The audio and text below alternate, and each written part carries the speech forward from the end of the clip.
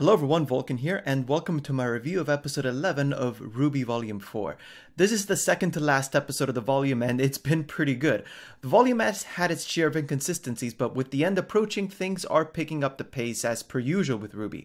One trend I've noticed with the show is that the volumes tend to start and end very strongly, while everything in between is generally quite slow. I will, however, be saving that discussion for another video. As far as this episode is concerned, I'm actually very happy with it, though that's mostly due to Blake's scene.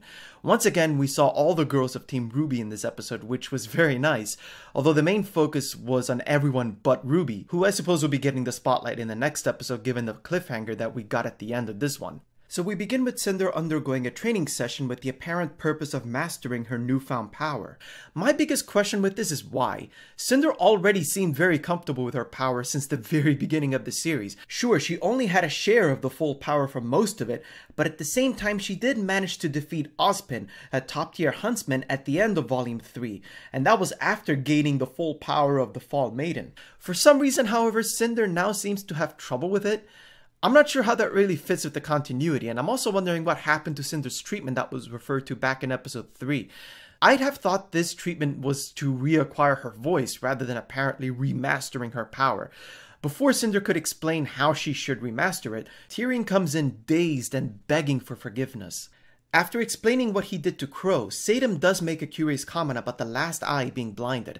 I thought this referred to Crow and that the eyes are the Illuminati. While Glinda and Ironwood are still around, one of them is busy reconstructing a shop door while the other is busy closing borders, meaning their attention is veered away from whatever it is that Salem is up to.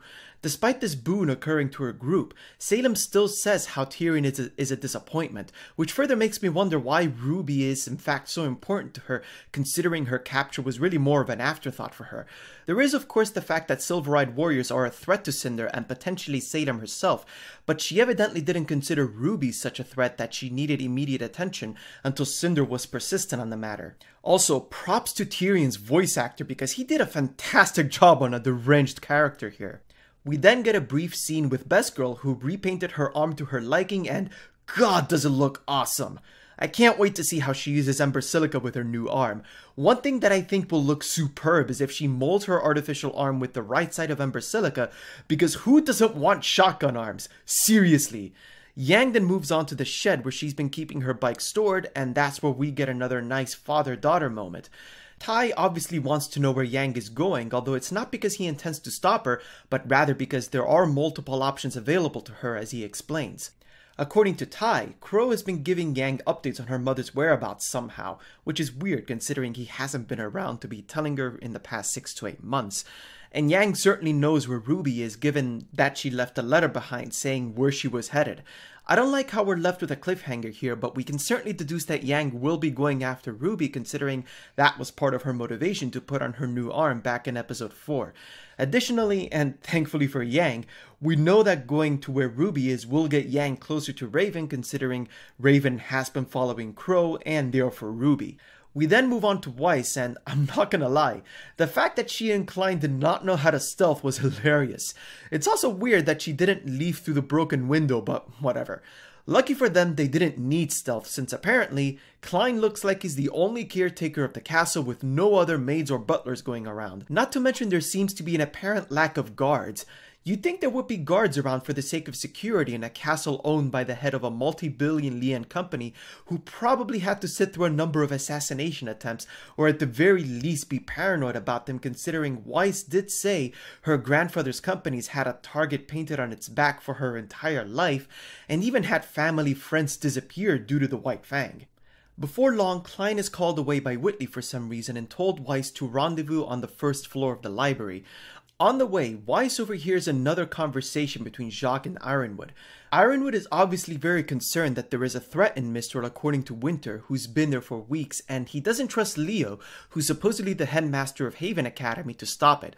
I will give it to Jacques in this episode. As much of a hateful douchebag as he's been throughout this volume, I do agree with him that Ironwood needs to get a grip. Ironwood is obviously panicking because he doesn't want Haven to go through the same thing that Beacon did. I'm not sure why he regrets the fact that Osmond didn't listen to him from the start, considering Ironwood didn't need Osmond's approval to mobilize his army to try and protect Beacon, and still failed to do so. I had actually come to think that Ironwood understood the mistake he's made, but apparently not. We also discovered that by the order of the council, Mr. will be closing its borders in a week and no one will be able to gain access to it without the council's approval. And since Iron Daddy owns 2 seats on the council, this of course means people will need his approval, as Jacques rightly pointed out. Ranger is clearly running out of time at this point, never mind that the rest of Team RWBY is going to need another 6 to 8 months to get to Mistral now, since that's how long it took Ranger to travel half the distance. Then again, Yang is using her bike, so maybe it won't take her that long. Shortly after, Weiss regroups with Klein briefly before making her way out again. Now, I would like to say that her parting with Klein was touching, but the fact that Klein and Weiss haven't really had a lot of time together makes it difficult for me. I do, however, want to say that Klein clearly loves Weiss as if she were part of his family, and the feeling is in fact mutual. A point has already been made about how Weiss has had a difficult childhood due to her father being who he is, and her mother apparently never being around. Klein, on the other hand, has always been there for her, so it's easy to see that the two do have a very close connection to each other. We then move to my favorite part of the episode. It starts off with Sun lying on the couch in Gira's study. It's curious that Gira would even allow this, considering that they should have a guest room available, especially for one who's injured. We do see later in the episode that Gira does seem to be coming around to Sun, so that might have something to do with it, I don't know. Regardless, he wakes up to hear Blake telling him that this is the reason she left all her friends behind. She doesn't want to see her friends being hurt because of her anymore, which shows that Blake is effectively still running away despite promising to herself that she wouldn't anymore.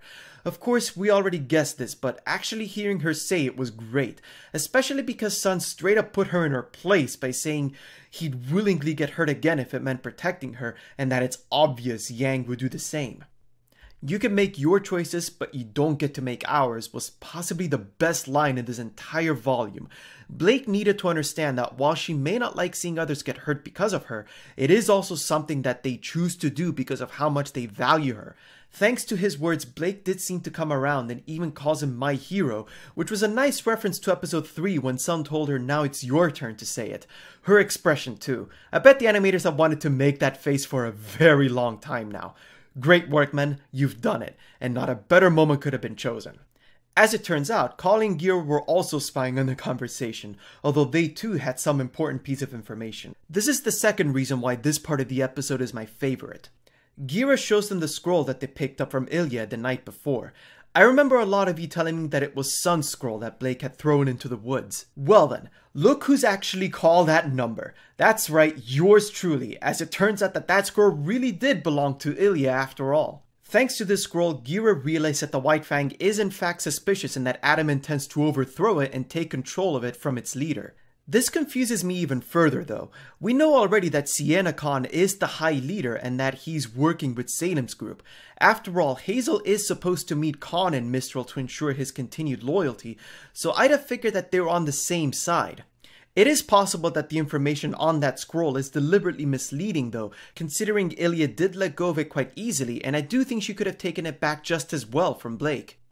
Either that, or despite Adam and Khan working on the same side, Adam still intends to be the one to take credit for transforming the world into one where the Faunas are considered superiors, which isn't unrealistic even for real-world standards. Either way, seeing more development on the White Fang will be fun to watch. With that said, Blake has come to a decision on what she intends to do, one that many of us suspected would happen from the beginning. Blake intends to take back the White Fang and restore it to its former state of being, which is that of a peaceful organization fighting for equality through diplomacy rather than acts of terrorism. We finish off with Ren and Nora running across Kurayuri. Much to Ren's relief, they find Jean, Ruby, and Crow still alive, although the Nokelevi was not far behind.